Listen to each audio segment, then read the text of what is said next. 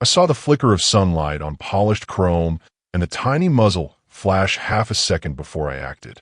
The sound, a sharp crack that tore through the air, was muted by the sudden, bone-jarring impact as I threw myself over Lavinia.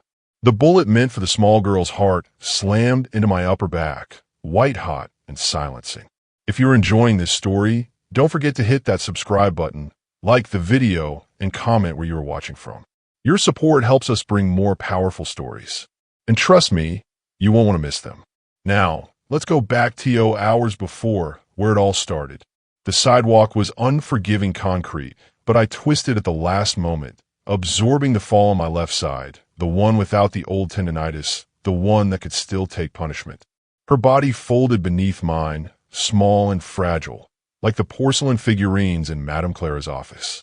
The pain was a supernova, radiating from between my shoulder blades in waves that stole my breath and grayed the edges of my vision. "Don't move," I managed, pressing her face into my chest, feeling her braids against my chin. "Stay still, amore. Don't look." The world exploded around us. Car alarms shrieked. Parents screamed. The academy's brass doors burst open, students in pink tights scattering like startled birds. Someone was shouting about ambulances. But I kept my body curved over Lavinia's, my dancers already scanning the roofline 3 buildings down where I'd caught that flash of chrome. Empty now, just afternoon sky and the expensive facade of renovated brownstones. Gone.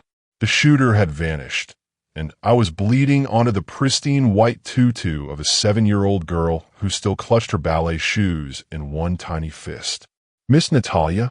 Her voice was muffled against my burgundy leotard, trembling and impossibly small. "Miss Natalia, you're bleeding on me." "I know, piccola." I tried to smile. The expression felt wrong on my face, crooked and failing. "But you're not hurt. That's all that matters." Madame Clara appeared above us, her silver chignon perfect even in crisis, diamond earrings catching the light as she pressed her phone to her ear with one manicured hand. "Ambulance. Now, everyone back, give them space." Her voice cut through the pandemonium with the same icy precision she used to correct a fouette. I felt a distant gratitude that someone was handling this, because my hand was shaking and the pavement beneath me was growing warm and sticky. The last thing I registered before the darkness swallowed me was Lavinia's hazel eyes, wide and terrified, staring into mine, and the distant wail of sirens slicing through the afternoon. I surfaced to the chemical smell of disinfectant and the rhythmic beep of machines monitoring my existence. Hospital.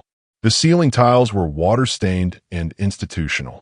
My back was fire and ice, the pain muted but present, throbbing in time with my heartbeat beneath whatever narcotics they'd fed into my veins. I tried to sit up. My body informed me, in no uncertain terms, that this was a terrible idea. "Don't." A nurse materialized beside my bed, her expression professionally neutral.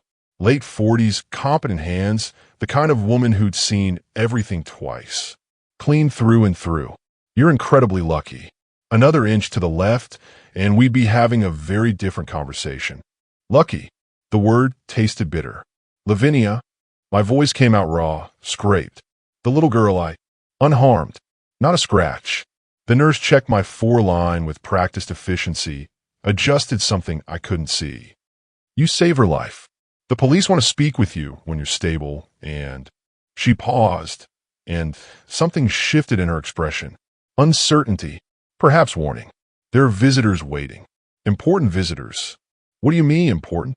She didn't answer, just gave me a look that might have been sympathy, or perhaps fear, and slipped through the privacy curtain. I had 30 seconds alone with my confusion and the steady mechanical breathing of the monitors. 30 seconds to wonder what kind of visitors warranted that expression.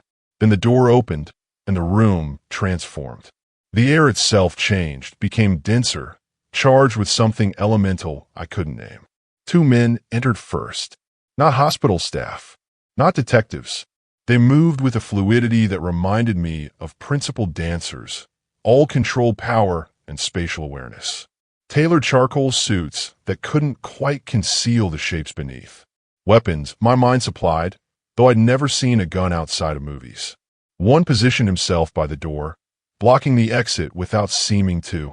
The other swept the room with dark eyes that cataloged every corner, every shadow, every potential threat in a single economical glance.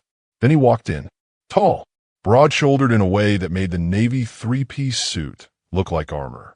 Dark hair swept back from a face all sharp angles and aristocratic features, touched with silver at the temples. The precisely trimmed beard couldn't soften the hard line of his jaw. His visible forearms were covered in intricate black ink, roses and geometric patterns that disappeared beneath rolled shirt cuffs. He carried himself like he'd never needed to raise his voice to command a room, like gravity itself bent differently around him. I should have been terrified. Instead, my pulse kicked into a different rhythm entirely, one that had nothing to do with fear and everything to do with the way his piercing gray-blue eyes locked onto mine and refused to look away. Those eyes saw everything, gave away nothing. Natalia Trevisan. His voice was low, controlled, with the barest trace of an accent roughening the edges. Not a question, a statement. He already knew my name, probably knew everything about me down to the coffee I'd ordered that morning. Do you know who I am? My throat was desert dry. No, I'm Fedro Russo. He moved closer to the bed, not threatening, just inevitable, like a storm approaching across open water. Each step was deliberate, calculated. Lavinia is my daughter. The words hit me like a second bullet. Fedro Russo. Everyone in the city knew that name, even people who tried very hard not to know it. Real estate developer, the newspaper said. Philanthropist. Benefactor to half the cultural institutions in the city. But the whispers underneath were much, much darker. I wanted to see the woman, he continued, his gaze never leaving mine, who threw herself in front of a bullet for a child she barely knew. He stopped at the foot of my bed, and I suddenly understood what it meant to be the complete focus of a dangerous man's attention. The woman who valued my daughter's life more than her own. His expression remained controlled, unreadable, but something moved behind those cold eyes. Something that made my breath catch. Mr. Russo, I began, my voice still rough from unconsciousness. I didn't know who she was. I just saw a child in danger. He finished for me, and there was something almost gentle in the way he said it, though his posture never softened. Yes, that's precisely what makes this remarkable. He glanced at one of his men, a silent communication passing between them, then returned his attention to me. Do you understand what happened this afternoon, Miss Trevisan? What you walked into? I shook my head slightly, the movement sending a fresh wave of pain through my shoulder. Someone tried to kill my daughter. The words were flat, emotionless, but I heard the violence lurking beneath them. Someone calculated her routine, knew exactly where she would be at 3:15 on a Tuesday afternoon, and put a trained marksman on a rooftop with orders to end her life. He leaned forward slightly, his hands gripping the rail at the foot of my bed. You disrupted a very expensive, very carefully planned assassination. The room felt too small suddenly, the walls pressing in. I know, of course I'd known, that someone had tried to shoot Lavinia. But hearing it laid out like this, hearing the cold calculation behind it, made something inside me go very still and very quiet. Why? The question escaped before I could stop it. That, Fedro said softly, is what I intend to find out. He straightened, and I watched the decision form behind his eyes before he spoke it aloud. You're in danger, Miss Trevisan. Whoever planned this will know by now that their shooter missed. They'll know that someone interfered, and they will have questions about you. He paused, letting that sink in. Questions I cannot allow them to ask. I don't understand. You will. He pulled something from his inner jacket pocket. A phone, sleek and black. He tapped the screen twice, then turned it toward me. This is the view from the street camera nearest the academy. I looked. The image was grainy but clear enough. It showed me throwing myself over Lavinia, the impact, the fall. It showed me covering her body with mine, scanning the rooftops. It showed me, very clearly, seeing exactly where the shot had come from. You identified the shooter's position within seconds, Fedro said quietly. That makes you a witness. More than that, It makes you someone who might be able to identify their operation. He pocketed the phone. I cannot allow them to silence you. The weight of his words settled over me like a heavy blanket. So what are you saying? I'm saying that as of this moment, you are under my protection. It wasn't a request. It wasn't even really an offer. It was a declaration, absolute and final. When you're discharged tomorrow morning, you'll come with me. My home has security that this hospital could never provide. You'll stay there until the threat is neutralized.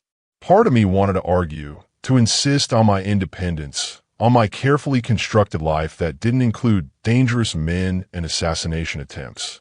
But another part of me, the part that had spent the last 5 years running from my family's judgment and building walls around my heart, recognized something in Fedro Russo's certainty.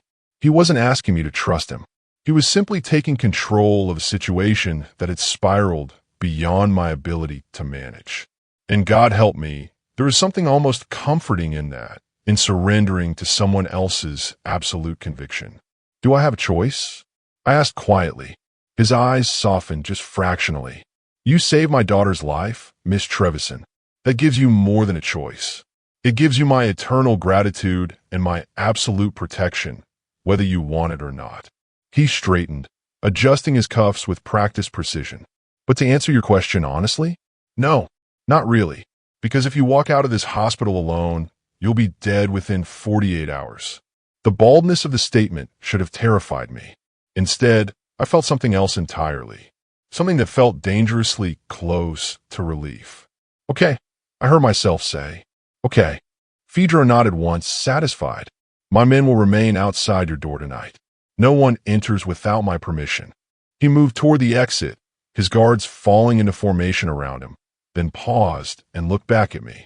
Rest, Miss Trevison. Tomorrow, everything changes. Then he was gone, taking the charged atmosphere with him, leaving me alone with the beeping machines and the phantom warmth of those gray-blue eyes. I closed my own eyes and tried not to think about how easily I'd just agreed to put my life in the hands of a man whose name was whispered in the same breath as words like dangerous and untouchable. Try not to think about how, for the first time in 5 years, I didn't feel completely alone. Try not to think about how much that terrified me. The discharge papers came at 8 the next morning, along with a private nurse who changed my dressing with efficient silence and a prescription for painkillers I knew I wouldn't take. I preferred the clarity of pain to the fog of medication. Control had always been my anchor, and I needed it now more than ever. Fedro's men were waiting in the hallway when I emerged in yesterday's ruined clothes. The burgundy leotard stiff with dried blood beneath the hospital gown I'd wrapped around my shoulders like a shawl. They didn't speak, just flanked me as we moved through corridors that seemed to empty ahead of us, as if the hospital itself was clearing a path. I need to go home first, I said as we reached the elevator. Get some clothes, my things. The taller guard, the one who'd swept my hospital room with such calculated precision, exchanged a glance with his partner. Mr. Russo said you'd say that. We have instructions to accompany you.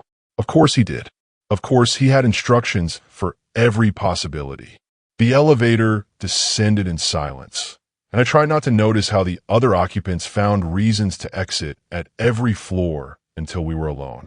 My apartment was in a converted brownstone in a neighborhood that pretended to be safer than it was, the kind of place where you could hear your neighbors through the walls and the landlord took 3 weeks to fix anything. I'd chosen it specifically for its anonymity, its lack of character. A place where I could disappear into routine and discipline. The door was locked. Everything looked normal from the outside. But the moment the taller guard's hand went to his weapon, I knew. Stay behind me, he ordered, and this time there was no politeness in his voice, just flat command. He opened the door with my key, and we entered my violated sanctuary. Someone had been methodical.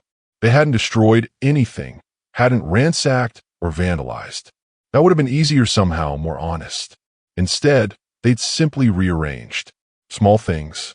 My coffee mug moved from the left side of the sink to the right. The throw pillow on my sofa turned to show the seam. My bedroom door, which I always left precisely halfway open, was now closed completely. And on my kitchen counter, weighted down by my own sugar bowl, was a manila envelope. The guard opened it with gloved hands while I stood frozen in my own doorway. My sanctuary transformed into a crime scene. He pulled out photographs, maybe 24 of them, and spread them across the counter in a neat line. Me leaving the academy. Me at the corner coffee shop. Me grocery shopping. Me in my dance studio, stretching at the bar in the pre-dawn darkness when I thought I was alone. Me walking Lavinia to her mother's car, the little girl's hand in mine. Every photograph was time-stamped. The earliest was dated 6 weeks ago. 6 weeks. They've been watching me for 6 weeks. There's a note, the guard said, his voice carefully neutral. I forced my feet to move, forced myself to look at the small card tucked between 2 photographs of me entering my building. The handwriting was elegant, almost feminine. Asterisk stay in the shade, teacher. The light is dangerous for little birds. Asterisk. My hands were shaking. I pressed them flat against the counter, feeling the cold laminate beneath my palms, trying to ground myself in something solid. They'd been in my home. They'd touched my things. They'd watched me through windows I believed were private. Pack a bag, the shorter guard said, already on his phone. 5 minutes. Mr. Russo is on his way. I moved through my apartment like a ghost, pulling clothes from drawers that had been subtly disturbed, toiletries from a bathroom where my toothbrush had been moved half an inch to the left. Everything I touched felt contaminated now, marked by invisible hands. I threw things into a duffel bag without real thought, my dancer's precision abandoned in favor of speed. Fedro arrived before I'd finished. I heard his voice in the living room, low and controlled, but with an edge that made the hair on my neck stand up. When I emerged with my half-packed bag, he was holding one of the photographs, the one of me with Lavinia. His eyes found mine. We're leaving. Now. Where? Somewhere they can't touch you. He took my bag from my nerveless fingers, handed it to one of his men, and then did something unexpected. He placed his hand on my lower back, warm and solid through the thin hospital gown, and guided me toward the door. Somewhere I can keep you safe. The SUV was idling at the curb, black and anonymous. I climbed in, and Fedro slid in beside me, close enough that I could smell his cologne, something expensive and subtle that mixed with the scent of his leather seats. We drove in silence through the city, then beyond it, the buildings giving way to suburbs, and then to open countryside I hadn't seen since I'd arrived 5 years ago, determined to build a life on my own terms. The irony wasn't lost on me. I'd run from one form of control, only to place myself entirely in the hands of another. But as the city disappeared behind us and the road ahead opened into tree-lined estates and gated properties, I realized something that should have frightened me more than it did. For the first time since I'd seen that muzzle flash, since I'd felt that bullet tear through my back, since I'd woken to Fedro Russo's gray-blue eyes, I could breathe. The cage I was entering might be gilded, might be wrapped in protection and dangerous men with careful hands. But it was a cage I'd chosen, and that made all the difference. The estate revealed itself gradually through iron gates that opened without sound, past guard stations hidden among carefully manicured hedges.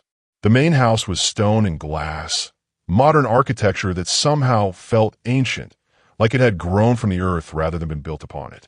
Walls that promised safety, windows that reflected the sky and showed nothing of what lay within. Fedro's hand remained at my back as we entered, a constant presence that should have felt possessive but instead felt steadying.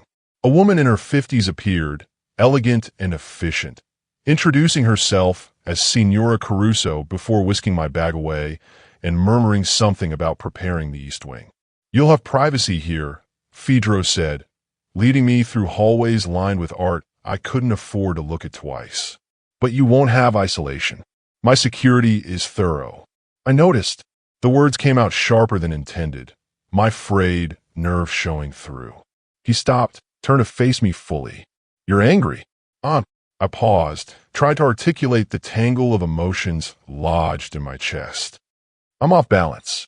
Everything I built, everything I controlled, it's gone. Those photographs, they weren't just watching me. They were watching Lavinia through me." Something shifted in his expression, a crack in that controlled facade. Yes, they were. He gestured to a room off the main hall, what looked like an office with floor-to-ceiling windows overlooking grounds that stretched into forest. "That's why I need your help. The office was warm wood and leather, a massive desk covered in tablets and documents. Fedro moved behind it with the ease of a man in his natural habitat, then pulled up security footage on one of the larger screens mounted to the wall. "This is Lavinia's routine," he said, his voice shifting into something more clinical, professional. "Every second is accounted for. Her car arrives at the academy at precisely 2:45. She enters through the front, never alone, always with her bodyguard. The building is swept daily. Her classroom is on the second floor, interior, no windows.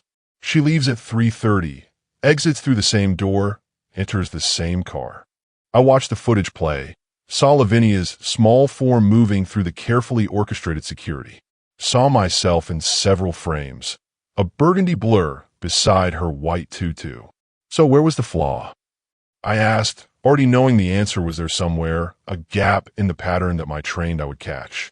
"That's what my people can't determine."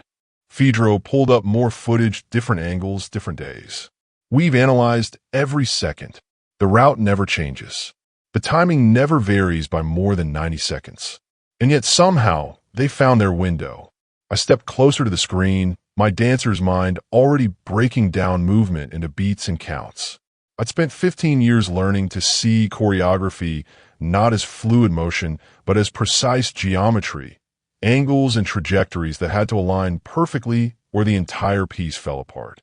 "Show me the day of the shooting," I said. "Real time." He pulled it up without question. I watched myself exit the building with Lavinia, saw us descend the academy's stone steps, saw the moment we reached the sidewalk. Lavinia was chattering. I remembered that, telling me about a recital piece she wanted to learn. We'd paused at the corner, right at the edge of the building's shadow. "There," I said, pointing. "Stop it there." Fedro froze the frame. Lavinia was mid-turn, her body angled just so, her face tilted up toward mine. "She always turns there," I said slowly, the pattern crystallizing in my mind.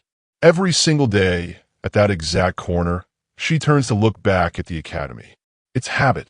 She's checking to see if Madame Clara is watching through the window, making sure she's walking with proper posture, even when class is over." I pulled up the other footage, the days before the shooting, and there it was. Same corner, same turn, same 3-second window where Lavinia's body was oriented at the precise angle that would expose her fully to the rooftop 3 buildings down. It's the only moment in her entire routine where she's both outside and predictably stationary. I continued, my voice gaining confidence as the pieces fell into place. "Everything else is motion, transition. But this is her curtain call instinct. She's been trained to hold the pose, to present herself. And it happens at exactly 3:17 every single day." Fedro was staring at me with an intensity that made my pulse quicken. "How did you see that?" "My security team has been analyzing this footage for 2 days. They were looking at security patterns," I said. "I was looking at choreography. Movement is my language, Mr. Russo. I've spent my entire life learning to read bodies in space." He moved around the desk, and suddenly we were standing very close in the warm afternoon light filtering through those enormous windows. "Fedro," he said quietly, "if you're going to save my daughter's life with your dancer's eye, you should call me Fedro." The air between us felt charged, dangerous in a completely different way than bullets and surveillance photographs. "The turn has to change," I said, forcing myself to stay focused. "Different timing, different angle. Break the pattern. Consider it done." He was still looking at me like he was recalibrating something, reassessing. "You're not what I expected, Natalia Trevisan. What did you expect? Someone who needed saving." A slight smile, the first I'd seen from him. "But I think perhaps you've been doing the saving all along." Before I could respond, before I could process the weight of those words, a small voice called from the doorway. "Papa Fedro." Lavinia stood in the threshold, her braids still perfect, her hazel eyes wide and uncertain. When she saw me, something in her expression cracked, and she ran forward with all the desperate velocity of a child who'd been holding fear at bay through sheer willpower. "Miss Natalia, you're here. You're okay." I caught her, my shoulders screaming in protest, and held her anyway. Over her head, I met Phaedro's eyes and saw something there that made my carefully constructed walls tremble. This wasn't just protection. This wasn't just gratitude. This was family. And I was standing right in the center of it. The thought should have terrified me. Instead, I found myself settling into the estate's rhythms over the next 3 days with an ease that felt almost like betrayal. Betrayal of what? I wasn't certain. My independence? My carefully maintained distance from connection? But watching Lavinia practice her positions in the estate's converted ballroom, seeing Phaedro's rare smiles when his daughter executed a perfect pirouette, I couldn't summon the energy to rebuild my walls. On the 4th morning, Signora Caruso found me reviewing Lavinia's technique in the ballroom. "You have a visitor, Miss Trevisan, Madame Clara from the Academy." Every muscle in my body went still. Here? How did she? Mr. Russo approved the visit. Signora Caruso's expression revealed nothing. "He's waiting in the main salon." I found them arranged like pieces on a chessboard. Phaedro stood by the windows, his posture deceptively casual, one hand in his pocket. Madame Clara sat perched on the edge of an antique settee, her cream suit immaculate, her silver chignon perfect as always. But something about her seemed wound too tight, like a spring compressed past its tolerance. "Natalia, darling." Clara rose, crossing to me with outstretched hands. Her grip was cool, her smile bright. "Too bright. Thank God you're safe. We've all been beside ourselves with worry." "Thank you, madam." I kept my voice neutral, aware of Phaedro watching this exchange with those calculating eyes. Clara guided me to sit beside her, maintaining physical contact in a way that felt performative. "The Academy feels empty without you. Without Lavinia." She glanced toward Phaedro, her tone shifting to something more businesslike. "Mr. Russo, while I understand your concerns for security, surely we can arrange for Lavinia to return to her studies. Structure and routine are essential for a child's development, particularly in ballet.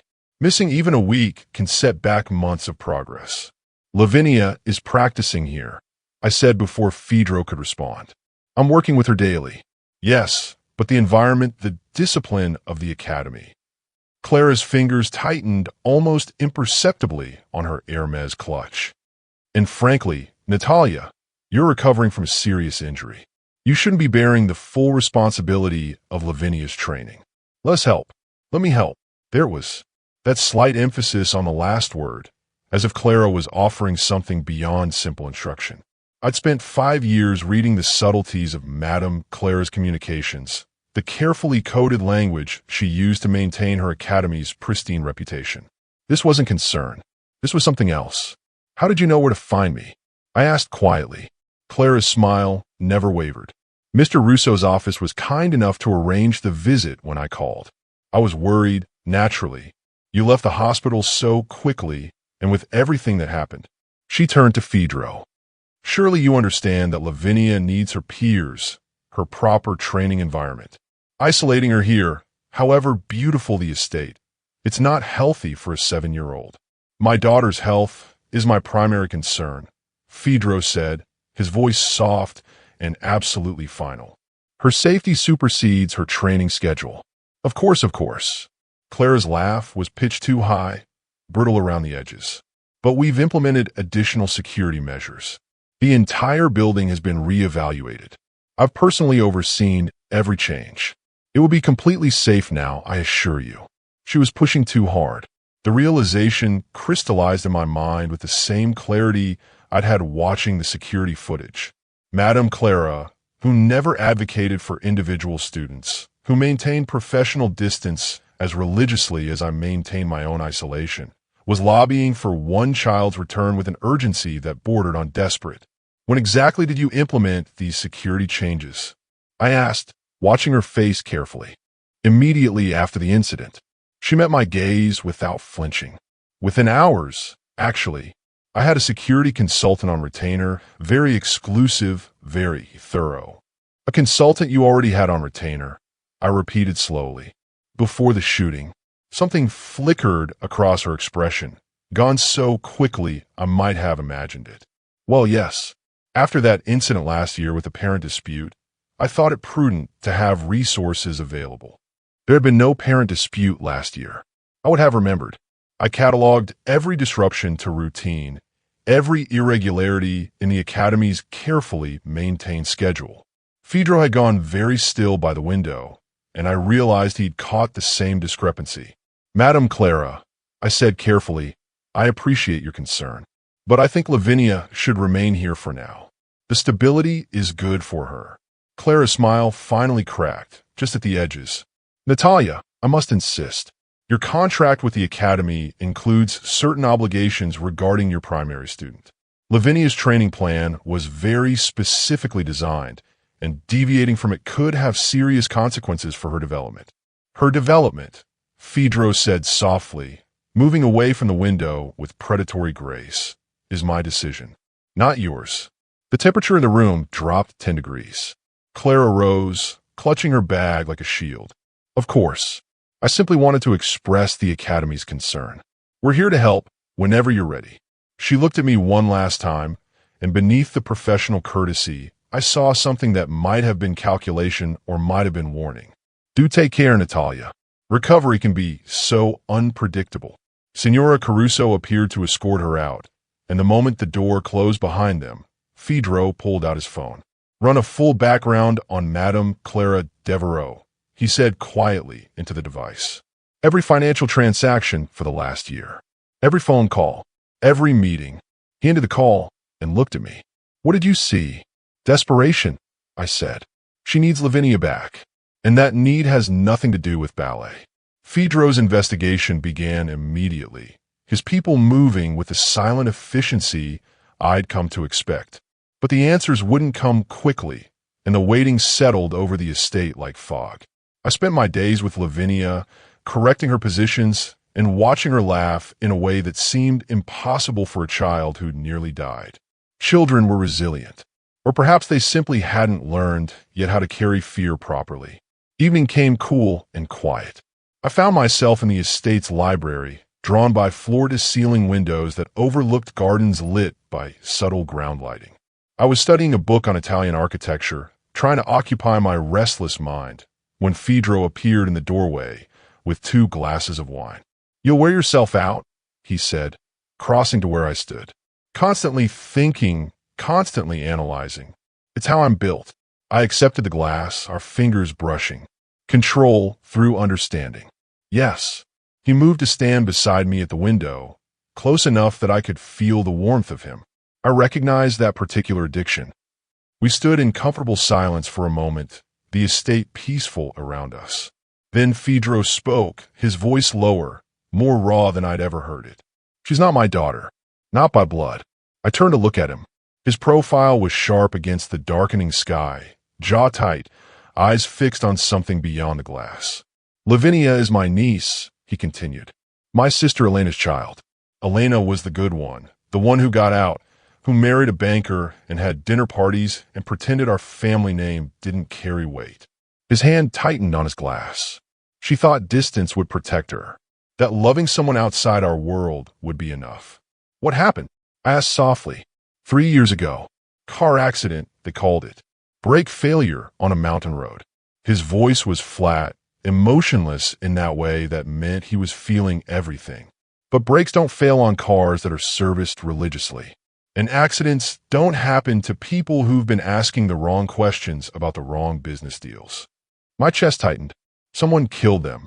Someone sent a message. He finally looked at me, and the pain in those gray-blue eyes was devastating. They wanted me to understand that nothing was untouchable, that even the good ones, the ones who'd escaped, could be reached. He drained half his wine in one swallow. I was too slow, too confident in my own precautions. I should have seen it coming. "You can't blame yourself for someone else's evil." "Can I?" His smile was bitter. I knew what world I lived in. I knew the risks. But I let Elena believe she was free, let her think that loving a good man and raising a beautiful daughter in a brownstone uptown was enough to erase 20 years of our family name. He set his glass down with too much precision. When they died, Lavinia was 4. Old enough to remember. Old enough to wake up screaming for her mother. I moved without thinking, closing the distance between us, placing my hand on his arm. Through the expensive fabric of his shirt, I could feel the tension, the coiled strength barely restrained. So I took her, Fedro continued, his voice rough. Made her mine in every way that mattered. Adopted her legally, gave her every protection I should have given Elena. And I swore that I would never be too slow again. That's why you recognize the danger so quickly, I said, understanding crystallizing. With the shooting, with Clara, you've been waiting for the next attack. Every single day. He turned to face me fully, and suddenly we were very close, his free hand coming up to cup my face with unexpected gentleness. And then you, this woman I never met, threw yourself in front of a bullet without hesitation. You didn't know who Lavinia was. Didn't know what protecting her might cost you. You just acted. Instinct, I whispered. No. His thumb traced my cheekbone, and I felt the touch everywhere. Love. The kind that doesn't calculate cost. The kind I've spent 3 years trying to teach myself to become for her. The air between us was charged, dangerous, full of something I'd spent 5 years avoiding. Connection. Vulnerability. The kind of intimacy that shattered control and left you bleeding. I'm afraid, I admitted, the words escaping before I could stop them. Of this. Of what I feel when you look at me like that. Good. His forehead touched mine, breath warm against my lips. Fear means it matters. Fear means it's real. He kissed me then, soft and careful, mindful of my injury and my walls and every defense I'd built.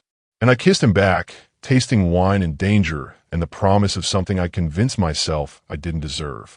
When we finally pulled apart, his hand still cradling my face, Fedro smiled.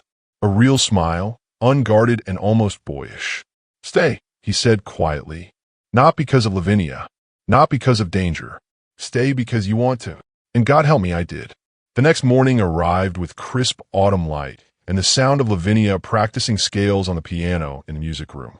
I woke in sheets that smelled like expensive detergent and Fedro's cologne, my shoulders stiff but healing, my mind clearer than it had been in years. Something had shifted last night, some fundamental recalibration of who I was and what I wanted. I found Fedro in his office, surrounded by 3 men in dark suits and enough technology to run a small intelligence operation. He looked up when I entered, and the warmth in his eyes was immediate, unguarded in a way that made my heart stutter. Natalia. He gestured me in, dismissing the concern about interrupting with a single look. You should hear this. The man at the laptop was younger than the others, sharp-eyed and intense. We traced Madame Clara's financials back 18 months, he said without preamble. She's been receiving regular payments. Large ones.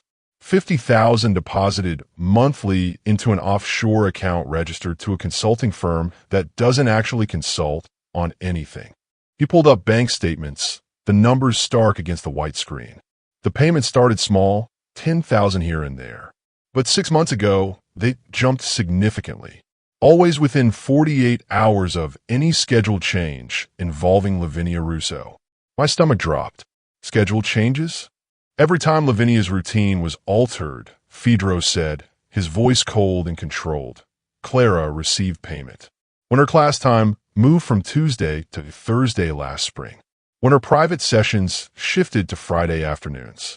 When you began walking her out instead of the regular security. The younger man clicked through more documents. We also found communications. Encrypted but not well enough.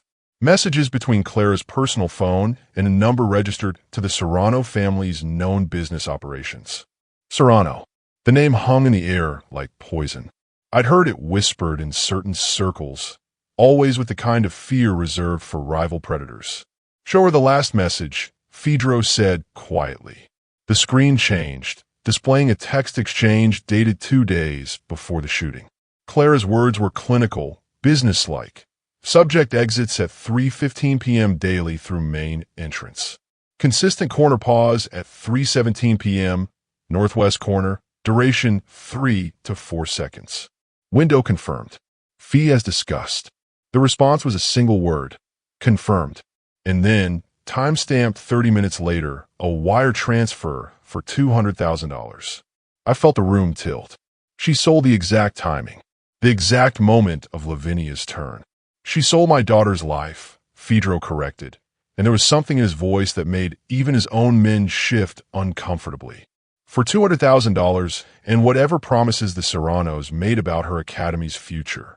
There's more, another operative said, pulling up phone records.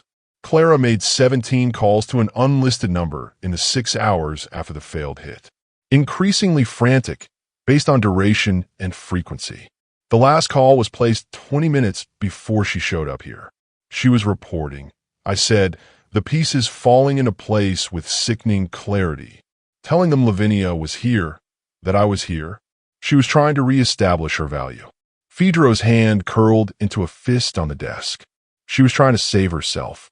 The Serranos don't tolerate failure, and she's seen too much, knows too much.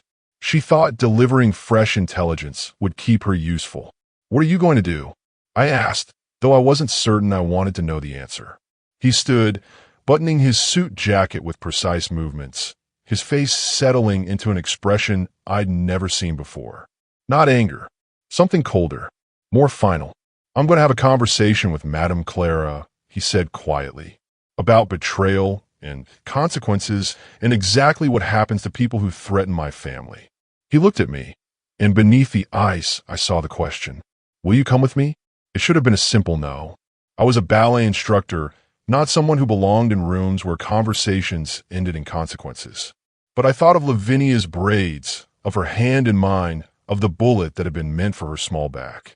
I thought of the photographs scattered across my kitchen counter, the weeks of surveillance, the clinical calculation of a 7-year-old's murder.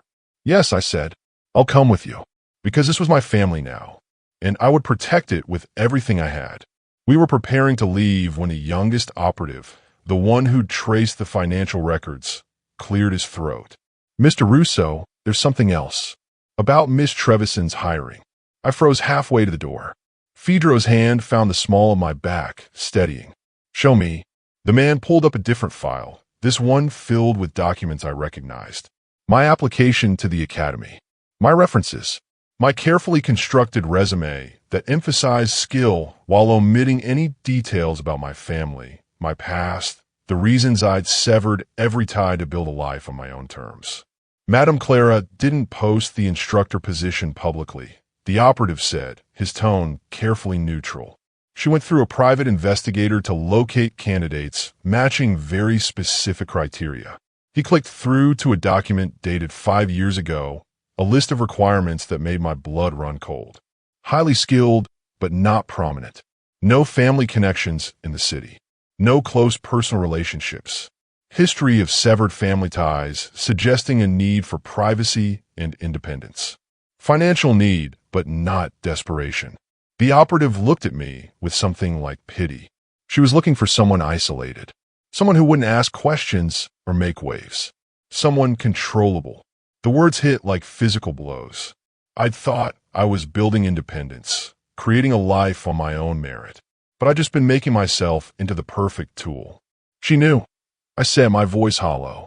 About my family. About why I left. Fedro took the laptop, scanning through documents with increasing tension in his jaw. She has a full background report on you. Your parents' names, their business, the reason you cut contact. He read silently for a moment, then looked at me. She knew you'd been disowned for pursuing dance instead of the family trade. She knew you were living under a different name, that you'd changed your surname to your grandmother's maiden name to avoid being found. Trevison, my nana's name, the only person in my family who'd supported my dreams before she died. I'd worn it like armor, like proof that I could build something new. But Clara had seen through it immediately. There's more, the operative said quietly. Email correspondence between Clara and the PI. She specifically requested someone with a demonstrated need for anonymity and a pathological commitment to routine and control. Her words, pathological. The clinical detachment of it stole my breath. She hired you because you were vulnerable, Fedro said, and the rage in his voice was barely contained. Because she knew you'd be grateful for the position, that you'd never question her methods or dig into her business. You were insurance. Someone who would keep Lavinia on schedule, who would execute the routine perfectly, and who would never never caused problems. I sank into the nearest chair, my legs suddenly unreliable. 5 years. 5 years of thinking I was finally in control, that I'd escaped one form of manipulation only to walk straight into another. She used my fear against me, I said quietly. My need to prove I could be disciplined, independent, successful without my family's name or money. She turned my strengths into weaknesses. Fedro knelt in front of me, his hands covering mine. No, she tried to, but she miscalculated. How? I was exactly what she wanted. Controllable. Predictable. You were, he agreed. Until the moment someone threatened Lavinia. Then you became something Clara never planned for. His grip tightened. You became dangerous. I looked into his eyes and saw not pity but respect, fierce and absolute. She thought your control meant passivity, he continued. She thought your need for structure meant you'd never break the pattern. But the second Lavinia was in danger, you didn't hesitate. You didn't calculate. You acted. He stood, pulling me up with him. That's not controllable, Natalia. That's someone who knows exactly what matters. The younger operative was still watching his screen. There's one more thing. Clara sent a message to the Serranos 3 hours ago. She's offered to provide information about the estate's security protocols in exchange for protection.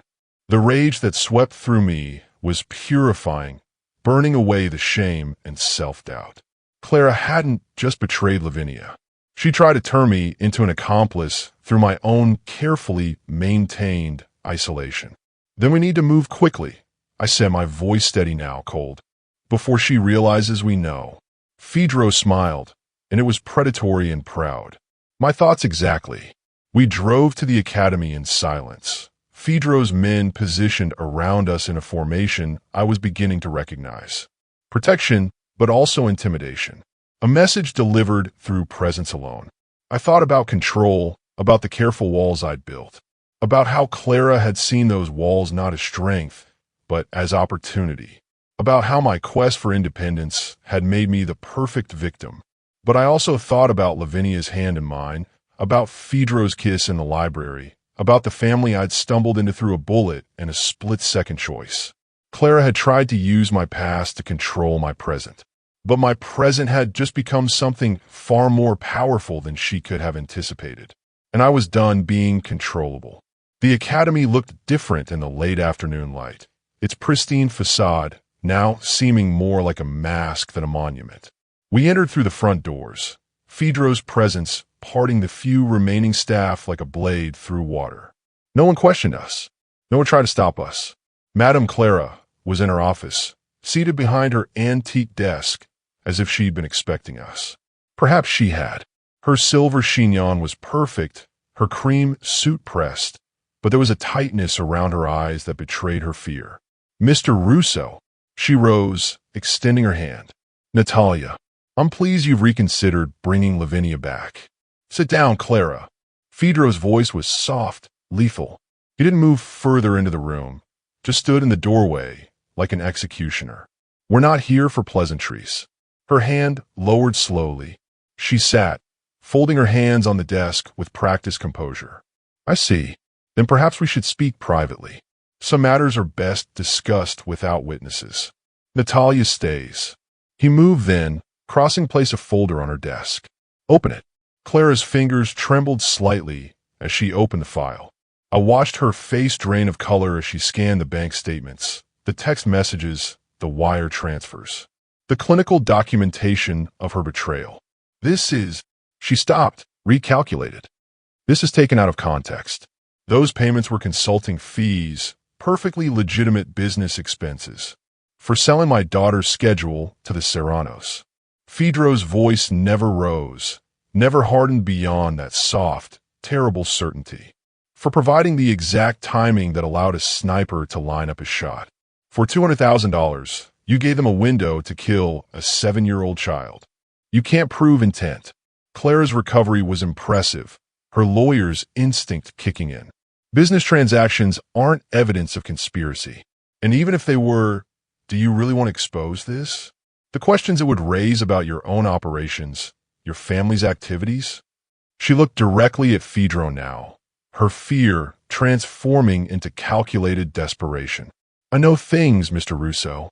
Names, transactions, details that would interest federal prosecutors very much.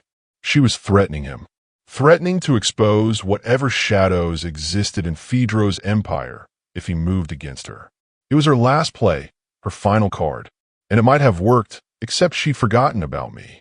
Then I'll do it, I said quietly. Both of them turned to stare at me. I'll expose everything.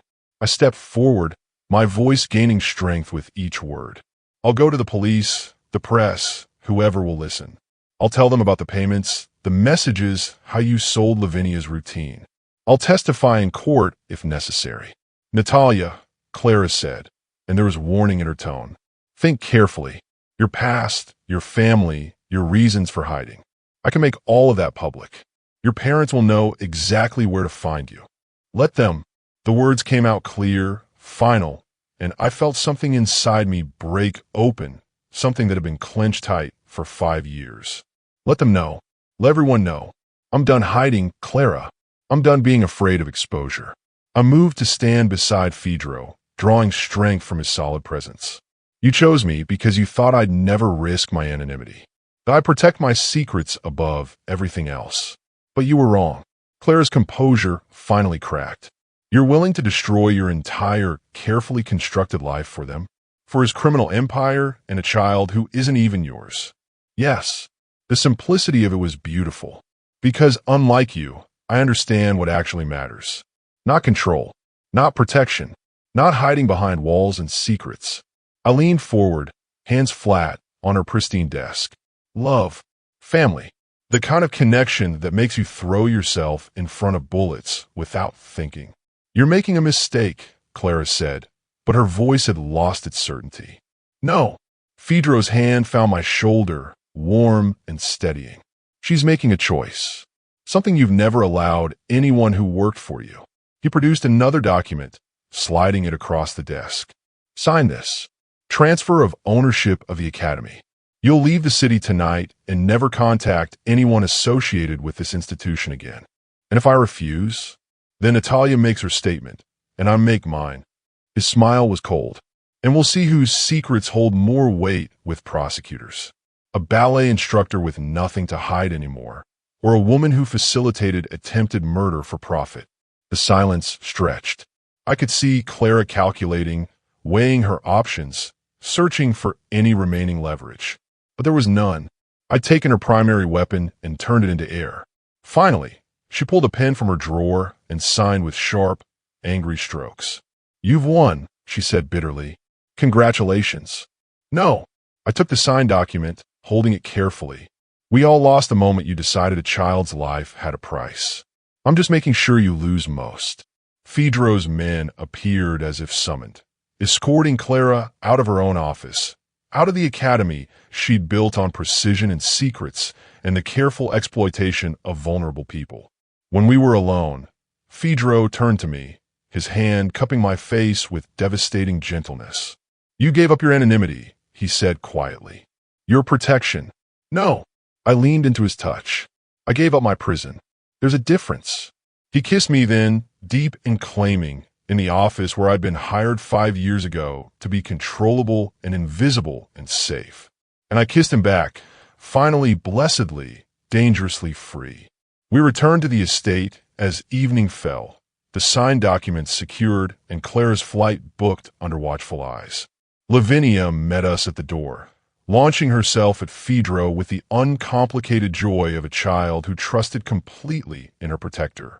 Over her head, his eyes found mine, warm and certain. Miss Natalia, can we practice tomorrow? Lavinia asked, her small hand finding mine. I almost have the fouette sequence perfect. Almost isn't good enough, I said, smiling at her mock outrage. We'll work on it until it's flawless. Signora Caruso appeared with hot chocolate and reports of a quiet day. And for one perfect moment, I let myself believe the danger had passed. That confronting Clara had been enough. That signing papers could end what bullets had started. I should have known better. The attack came at 2 a.m, fast and coordinated and desperate. I woke to the sound of breaking glass and shouting, to Fedro already moving beside me, pulling on clothes with practiced efficiency. "Stay here," he commanded, his voice hard. "Lock the door.